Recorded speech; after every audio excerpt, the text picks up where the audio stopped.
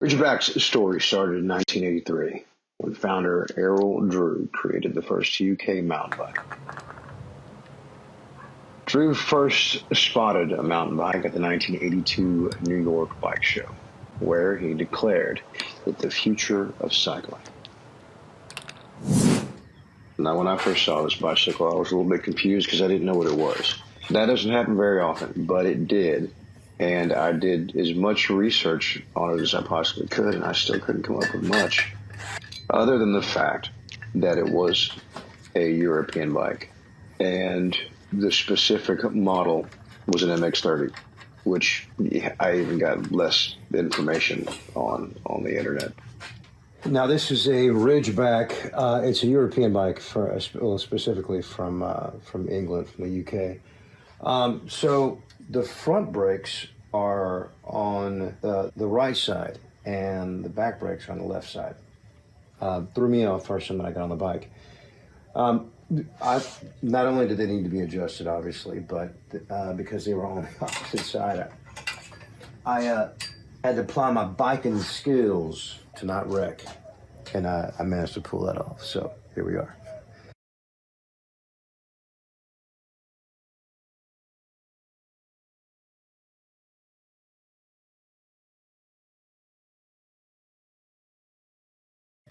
I'm just taking things off kind of randomly. I'm skipping around a bit. I just removed the front shifter and rear brake. And it's on the left side of this Ridgeback MX30. Not sure what year it is, but if I had to guess, early 2000s, late 90s, probably. This stem is a quill stem that I can see in this tube with this fork. It's a threaded fork, and it's an inch. It's an inch wide, not an inch and an eighth. Don't know what year that they started making almost all of them like that, because a few department store bikes are still made that way, I think. Don't quote me on that. Yeah, all right, here we go.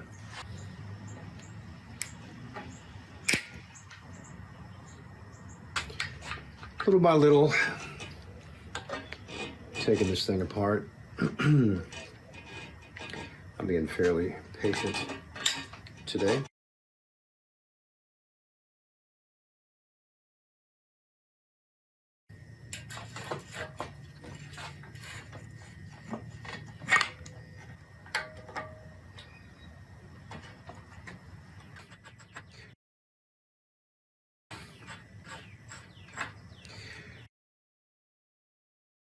This guy's coming apart and getting rebuilt. I Googled what I could. I thought it looked really cool, great color. The geometry was modern-ish in comparison to the year that I had guessed that it had originated from. But I had to have it, and I wanted to turn a wrench on it as soon as I could. And yeah, good times are afoot. Here we go.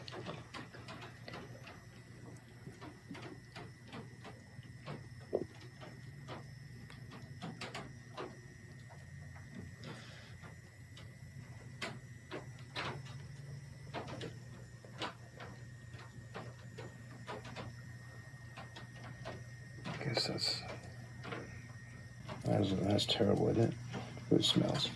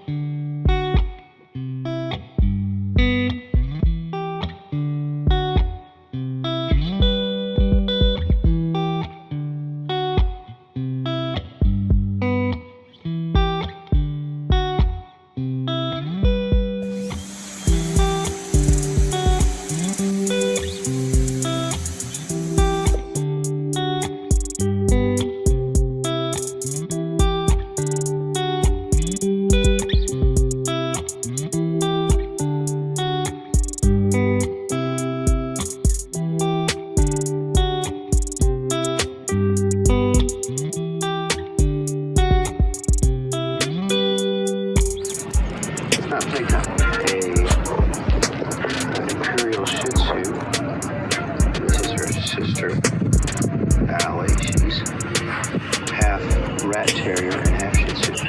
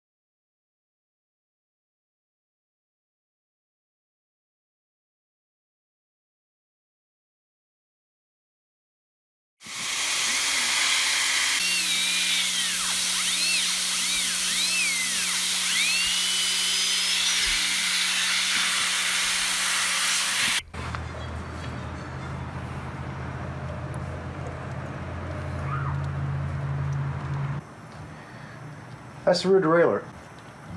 It's very interesting. I've actually never seen one like this before. You guys probably have. I haven't. It's a Mega Range. Shimano Mega Range. I guess I'll look it up. I may end up editing this part out of the video so I don't sound stupid. Or whatever. Why not?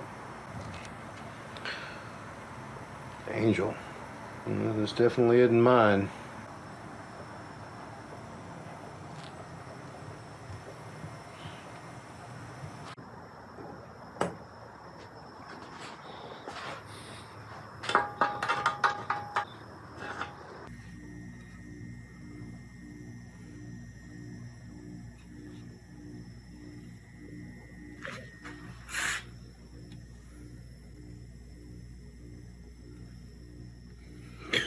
God almighty. The things I find underneath all these layers of parts. Basically, I take things apart, and this is what is living up and under it, or at least the dust guard for the front. What the hell is that?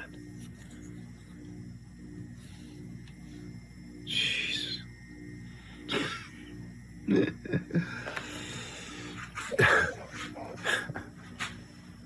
Oh boy.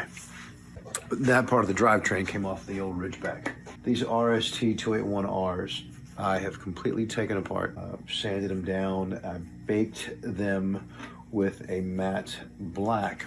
Now, when I did that, I was reluctant to take the plastic bushings out. So when I did, when I baked it, it actually heated up the plastic bushings, and all the bubbles and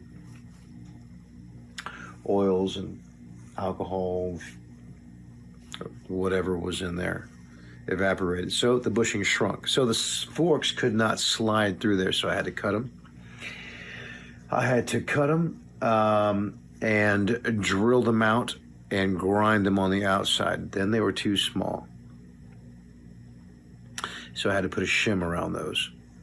And then when I did, these ended up fitting absolutely perfectly. Grinded these bolts down too. These old forks looked just like this did. This front of the front part of the 3x. The crankset, I guess if you can call them that. It's got cobwebs and whatever else underneath. It was underneath this dust cover, but it's all part of it. Rebuilt this completely, very proud of it. Headset as well. Oh man, that part I didn't mention. I had to grind off the top of these forks because after everything was said and done, putting it back together, I dropped them. I hit the concrete and the top of the stem bent, and pushing those threads together. If that happens, then there's no way that I can get this headset nut on top. But problem solved. It took forever to do, but you know, TikTok, I don't stop. You know how I do it. The amount of work that you put in it makes it worth it as well. It makes it fun. It certainly makes it worth having. All right, there's no boredom to it. I think that you appreciate it more whenever you do something like that, whenever you build it with your own hands. Again, that's my thing. If it's not your thing, you want to go out and get you Gary Fisher, Cannondale, a Mara and a Trek, some of that nature, absolutely, all day. Yeah, I love those bikes.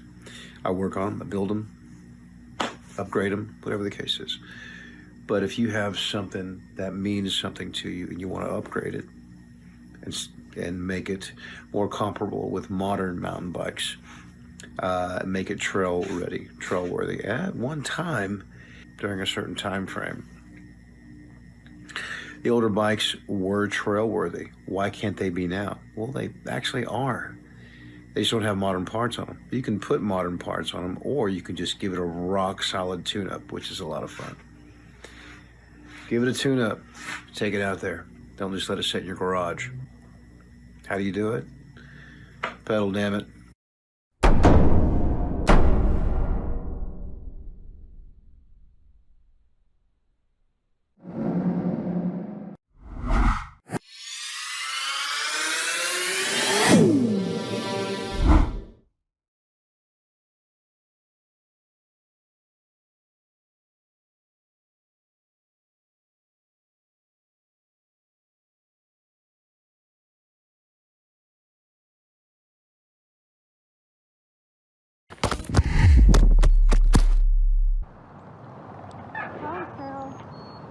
All right, this is the late 90s, early 2000s bike rebuild of a Ridgeback. It is a European bike, specifically from the UK. I happened to come across it, and when I saw it, I don't know if the guy knew what he had, but I knew that I just had to have it. It was in terrible shape. It has RST forks, but I completely rebuilt them, replaced minimal stuff on the inside, just grinded it down, got all the rust off, re-greased it and whatnot. The decals are on their way. Cleaned the frame up. This chain was what I thought looked like it was rusted through, but I managed to bring it back to life after I soaked it in distilled vinegar for about a week, if not longer. The rear freewheel, this is not a cassette because it's old, back in the day when a cassette was a little bit more seldom than having a freewheel. So I did the same thing with the distilled vinegar, took all of the rust off, painted it, baked it in the oven, you know how you normally do it. Same thing with the derailleur.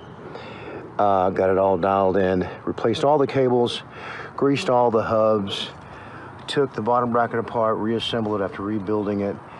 This seat is actually off of an exercise machine that came with another bike that I had bought for another customer. I decided to put it on here because it's comfortable, because the one that was on it was basically crumbling. Took all the rust off the bike, redid the headset, repacked the bearings after cleaning them on the headset, and it is in great shape. The bars are in great shape. It's an old school quill stem. We don't do that anymore. I think it works fine. The tires that were on it were bald. I took them off. I had these tires in the shop, so I decided to go ahead and put them on. Amongst many other tires, I chose these. They're very inexpensive, but they've got a lot of tread on them because we're going to take it in the mud today. See how it works.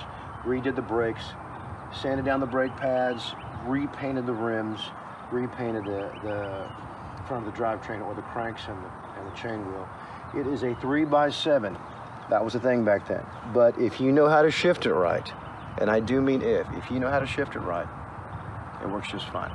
All right, so stick around, guys. Let's have some fun today. Here we go.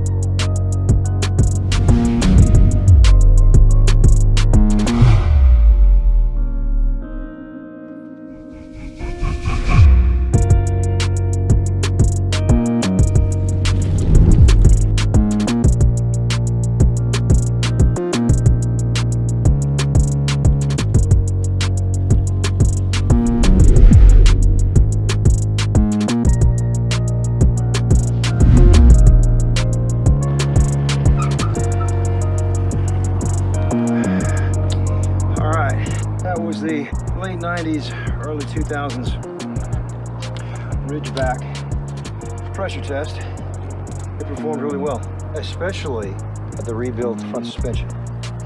It really is impressive for what it is. Guys, like I always say, take something that's usable and give it new life. Bring it back to life. Make it good. It could be something that means something to somebody.